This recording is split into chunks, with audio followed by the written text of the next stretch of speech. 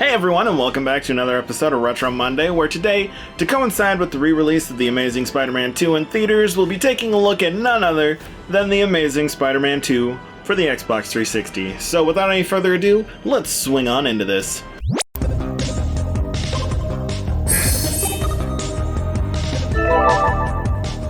Now, where in the Amazing Spider-Man game we played last week and how it kind of told the story of what happened after the movie, this one kind of goes back to that movie tie-in sort of dealio where we're now flashing back to the first film, which is strange that it's in the game for the second film and not in the game for the first film, but I digress, you know, tomato tomato. And what's great about this whole sequence is that we get to walk as slow Peter Parker in a scene that kind of looks like Saints Row 3, if I'm not gonna lie. And as you can see, this definitely is not Andrew Garfield. This is like Andrew Garfield's store brand Andrew Garfield, if you may. Now, this game, from my knowledge, actually really deviates from the plot of the film, where there is, let's see, Electro and, you know, the Green Goblin, like Harry Osborn Green Goblin, but it doesn't really spend a whole lot of time focusing on those characters. It definitely is more on its own original story of kind of tracking down Carnage. They also changed web swinging in this game, and it kind of has the most interesting web swing mechanic, where instead of like, you know, just the hold one button down and you web swing, you actually get to control which web shooter you're using, which is kind of fun when you're swinging through New York City. You know, I was just swinging around and then I saw this ad for hamburger and I just had to stop because that is such a great ad. All right, now what were we supposed to be doing? We're supposed to be tracking down the guy who shot Uncle Ben. Ooh, now we get to be Peter taking our pictures, zooming in, picture time. Is this the guy? Is this the man? Oh, I'm glad I got that guy like glaring into the camera. That's kind of funny. Something bad's about to happen. Oh, it's a crane. What a convenient time for that, just to decide, you know, it wants to fall. How do I fight? Why am I not fighting? Okay. So all it wants me to do is dodge, and that guy was not near me at all. So it just was like, okay, here, counter, attack. Okay, see, now I have the right to attack. See, I had to make sure that these guys, you know, were real thugs, and they attacked first, you know. Spider-Man never attacks first. He's always the counterman. That's what he is. And how did that guy hit me? See, now, you know what's funny is Spider-Man's one not to kill anybody, kind of like, you know, Batman, but he's got super strength in the way that he clocks some of these guys. Like, hey, they might have a concussion or brain damage after that. Use the spider sense to find the crates. I have found the crates that are like right in front of my face. Oh, there's 2, 3. Okay, now we're gonna secure them. This shouldn't be too bad. My game just froze. I'm not really sure what to make of this situation. I've never had that happen before. I guess I'll deal with that and I'll cut right back. Okay, so actually it didn't crash. It was just frozen because it wanted me to go into web rush mode. That's very strange.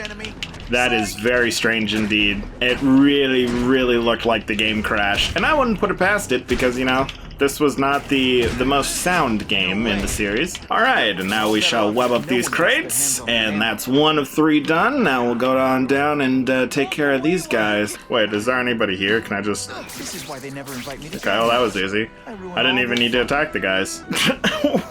What was the point of that? Oh my god. You know, for them being hired to, you know, guard these ammo crates, that last group definitely did not do a good job. Now, another thing that was added to this game that was a neat idea but poorly executed is this dialogue tree, where if it was more like the Telltale games where when you ask certain questions, you know, it would actually have an influence on the story. In this, it doesn't. So literally, I can just hit B to finish the conversation, and I would get the same dialogue that I would get if I went through each one of those options. So it's just kind of like a redundancy. It's like you feel like you're contributing to the story, but in actuality, you're contributing nothing. Let's see. You've just increased the effectiveness of Spider-Man suits. Open the phone menu. Open the upgrades.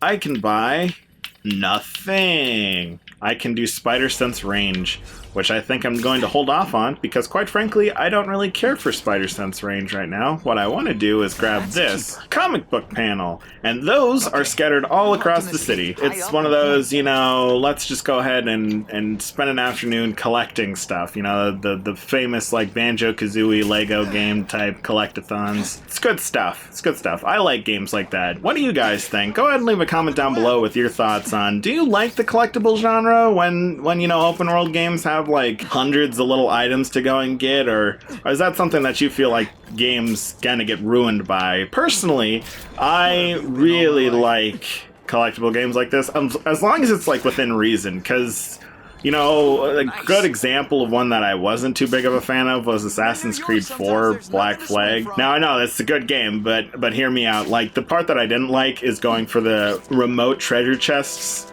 on, like, these tiny little islands out in the middle of nowhere that you'd have to spend 20 minutes, you know, driving, or, I don't know, what's the term for using a ship? I guess sailing your ship for 20 minutes just to go get a treasure that has like 200 credits in it. Like that I didn't like. That was not my favorite aspect of that game. But when it comes to like games like, the Lego games, Spider-Man PS4, stuff like that, I typically do like going for most of the collectibles. It's a fun little side activity, in my opinion. Actually, what is it that I'm supposed to be doing? Am I supposed to be going to a rooftop or something? Cell phone tower. Hacking a cell phone tower. I was completely ignoring that. The thought of getting lovely little comic book pages seemed far more interesting than that. I like how you can just web zip from, like, ungodly ranges, too. Like, that's pretty nice. It's like, just go straight to the objective. Oh, and I see another little tech box there. Can I go and grab that? Nope, gotta open the map. So this is more of your Assassin's Creed style of thing where you complete a tower and then it shows you a wide range of things to do. And with this game, the side quests actually play a part in, I guess, your open world adventures, because if you ignore side quests, then you will become a menace. And if you're a menace, they will send people to shoot at you as you're swinging around, which is great. Oh, yeah, and then every time you complete, you know, a petty crime or you save someone, then you get to listen to this cutscene about it. But we're just gonna go ahead and skip that because we don't care. We know what happened. We were there. Alright, here we go. Double tap to avoid group attacks. Okay, I don't know why he just did that. I double tapped too soon. See, the weird thing about this game is I feel like they mocapped a lot of it, which makes the cutscenes look a little strange when Spider-Man's just kind of idling there, because he's just kind of like, I'm just Spider-Man, I don't know what I'm doing. Combat looks good though, which is nice. Alright, we're gonna have to go and rescue someone. Where? Oh boy, I'm standing in fire. That's not safe. Hello, Mr. Person. Okay, and can we just go out the window, or? Nice. Good guys have minions. Okay, I don't know what that was all about. That was kind of strange. I don't know why he just did that with his web, but, you know, to each their own.